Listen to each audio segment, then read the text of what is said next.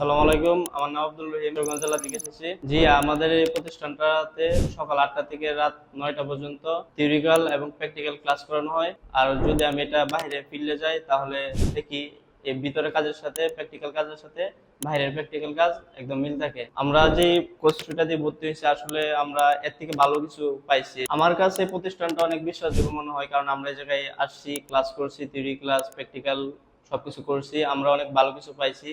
আর যারা নতুন আসতে চায় তাদের জন্য বলবো আপনাদের জন্য এই প্রতিষ্ঠানটা খুবই ভালো হবে। যদি আপনারা আসতে চান তাহলে আসতে পারেন, কারণ এই জায়গায় প্র্যাকটিক্যাল থিওরি দুইটাই করানো হয়। আপনারা আসলে বুঝতে পারবেন যে জামাল স্যার আমাদের অত্যন্ত ভালো একজন মানুষ। উনি আমাদেরকে একটা জিনিস না বুঝলে আবার সেটা যদি ওনাকে আমরা প্রশ্ন করি তাহলে এটা ভালোভাবে আরো বুঝায় দেয়। দক্ষ হয়ে বিদেশ যাব।